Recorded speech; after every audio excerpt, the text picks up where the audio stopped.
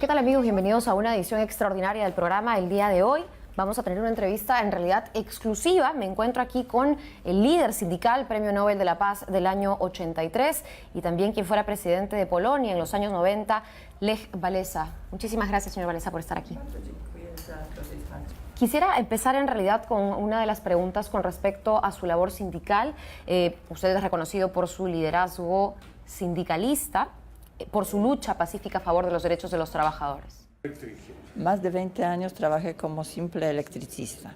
10 años construí solidaridad para cambiar el sistema político. 5 años yo era presidente de un país con 40 millones de habitantes. Y ahora estoy en jubilación, pero estoy activo. Cuento el pasado, la lucha de aquellos tiempos, pero estoy mirando para el futuro.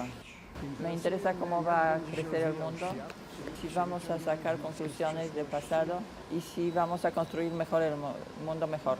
En este futuro, ¿cómo evalúa usted el actual contexto en el que persiste un serio déficit de trabajo decente? Mi lucha terminó con las diferencias en todo el mundo que apareció después de la Segunda Guerra Mundial. La tecnología que construimos no entra en los países chiquititos nuestros de ahora, porque para esta tecnología tenemos que cambiar nuestras estructuras de países chiquitos a continentes. Casi todo el mundo pensante ve esa necesidad. Pero tenemos una pregunta: ¿con qué fundamentos tenemos que construirlo? ¿En qué sistema económico? ¿Cómo vamos a pasar el tema de demagogia y política de ahora? Tenemos que arreglar eso con charlas. Y por eso llamamos la época pasada, época del siglo XX, la división del mundo, de la tierra, y esta nueva época es época de intelecto, de globalización, de modernización. Pero entenderlos, tenemos que entenderlos todos y construirla juntos. Ahora, nuestro país no conlleva una cultura de organización, de protesta y menos de diálogo. En esta situación, e incluso algunos en los que se asoma el autoritarismo. Nuestra generación tiene la más grande chance, independientemente de dónde estamos viviendo, para paz, desarrollo y bienestar. Pero tenemos que encontrar la respuesta a estas cuatro preguntas que antes formulé. ¿Qué tenemos en común en fundamentos de desarrollo? ¿Qué sistema económico vamos a tener en conjunto? ¿Y cómo arreglar el tema de populismo, demagogia y mentiras? Por eso llamamos esta época de palabra, charlas entre nosotros, para elegir lo que es bueno y qué es malo. Y en esta concepción, en este contexto, yo participo en las charlas y permití que me inviten para hablar especialmente con los chicos jóvenes. ¿Qué vamos a hacer en el futuro? ¿Cómo vamos a aprovechar esta chance que tenemos? Solo no se va a construir esto. Si no vamos a hacer nada, permitimos que se va a mover la calle, las masas. Entonces vamos a tener una revolución sin control. Y para no llegar a esto tenemos que hablar. Ahora, usted también inició de alguna manera una revolución, pero a través del diálogo. Pero yo me programé para llegar a la parada Libertad. Y después de sacar todas estas divisiones, pasar mis logros a la nación. Pensé que la democracia va a terminar, va a ser el resto, pero de lo que estoy viendo eso no funciona. La gente está intranquila, eligen personas raras para que maneje el país y esperan los cambios.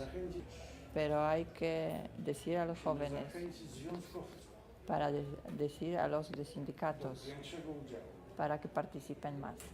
Ahora, somos uno de los países de la región que más inmigrantes venezolanos recibe.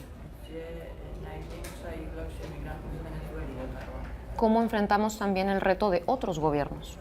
Si voy a tener respuestas para todas las preguntas, seguramente me conseguiría otro Nobel. Pero yo creo que hablando vamos a encontrar respuestas a estas preguntas. En todo caso, él recibió un Nobel en un contexto autoritario. ¿Cuáles son los peligros de un régimen autoritario? Mi concepción era que yo estuve en un país que estaba dividido y yo pacíficamente busqué para juntarlos. En aquella época hubo dos Nobel, uno por la lucha y por ganar la lucha. O sea, a mí me dieron por ganar y a Gorbachev por perder. Ahora, con respecto al tema de los peligros de estos regímenes autoritarios, finalmente trayéndolo al contexto de hoy en día. Porque hoy llamar a la gente se puede en pocas horas. O sea, en pocas horas podemos quemar una ciudad, se puede quemar. Porque hoy llamar a la gente se puede en pocas horas. O sea, en pocas horas podemos quemar una ciudad, se puede quemar. Por eso las dictaduras se terminan y están terminando los gobiernos injustos. Pero la pregunta es cómo terminan estos gobiernos. A mí me gustaría que los jóvenes buscan las respuestas y resoluciones pacíficas, que busquen los argumentos. En este momento, en esta situación, con nuestra educación que tenemos, no es justo que se salga a la calle y que tiren piedras y bombas. O sea, esto es por abajo de nuestra cultura, pero esto también conlleva a mejor participación de los jóvenes. Los sindicatos tampoco. Nosotros tenemos una dificultad geográfica por la cual los reclamos de mucha gente no llegan a un gobierno centralizado. Y hay protestas con palos y piedras por... Sí, en todo el mundo tenemos distintos problemas, pero hoy tenemos las fronteras abiertas y más democracia, podemos buscar soluciones mejores, porque hace poco esto era imposible. Por eso tenemos, en esta generación, estamos llevando delantera, pero todavía falta. Pero podemos agrandarlo. Y yo estoy tratando de hacerlo. Actualmente existe una discusión en nuestro país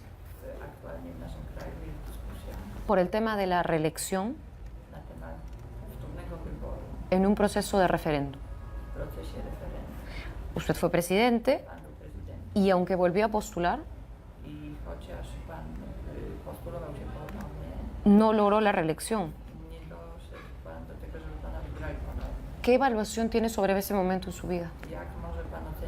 Yo estaba trabajando con fe, con mi convencimiento.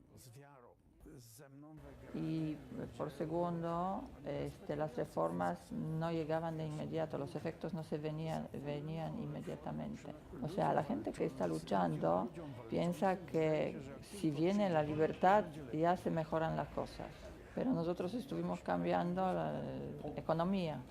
Después de mi revolución se cayó casi 70% de economía del país. Nosotros estuvimos trabajando con apoyo de la Unión Soviética. O sea, como cayó la Unión Soviética, perdimos toda la colaboración. O sea, tuvimos que hacer todo de nuevo y de nuevo empezar a colaborar con el resto del mundo. O sea, esto no es de inmediato. Y perdí porque no hubo efectos inmediatos. Ahora, ¿cómo evalúa que esto se esté discutiendo? El tema de la reelección, por ejemplo, a través de un mecanismo democrático como el referéndum aquí. O sea, todo el mundo hoy está buscando soluciones. Y en esta búsqueda casi todos tienen la razón tratándose de formas de búsqueda. y el presidente Trump y los franceses y alemanes. O sea, si tratándose de diagnosis, todos tienen la verdad.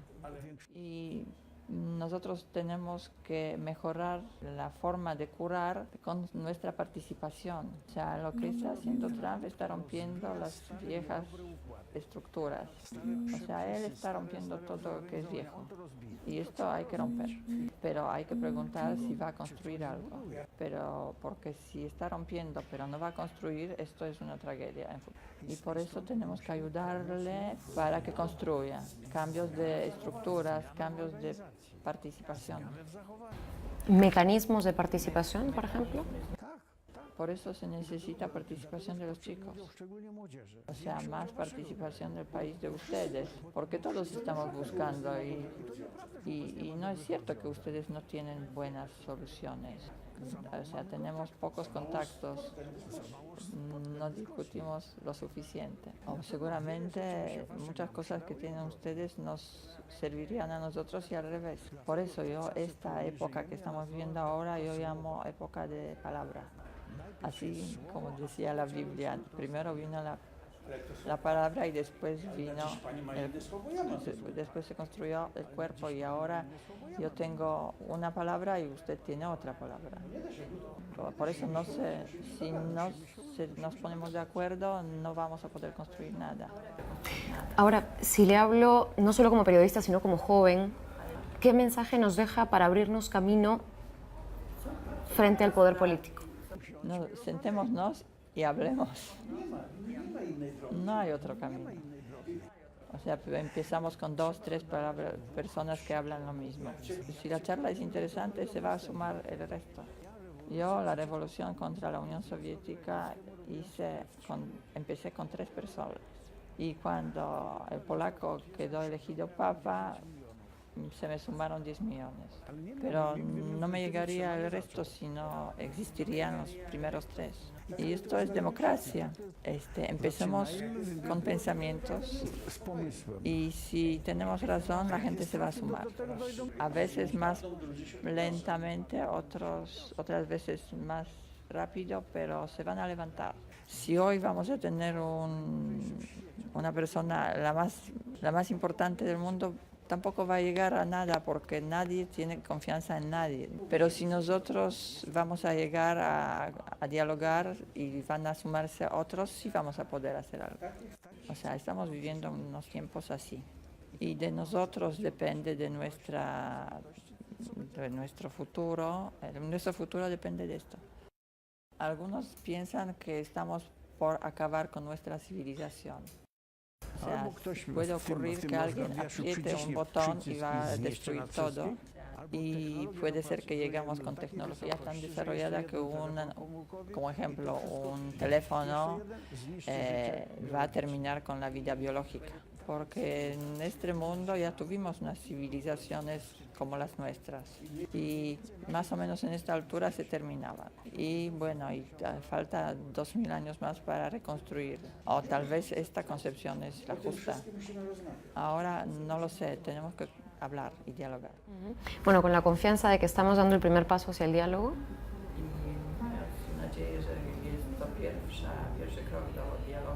Le agradezco por haber estado aquí y ojalá regrese nuevamente para seguir dialogando. Bueno, cosa chiquita, al final me invitaron y ahora vamos a ver qué va a pasar con esto. Pero yo estoy con ganas y con esperanza. Y mirándolo a ustedes desde el avión, el país se ve precioso. Tal vez me quedaría aquí, porque también hay lindas chicas. Pero soy demasiado viejo. Bien, muchísimas gracias, señor Lech Walesa, por estar aquí. Nos tenemos que ir despidiendo. Muchísimas gracias por haber prestado atención a esta entrevista. Nosotros nos reencontramos el día de mañana con más.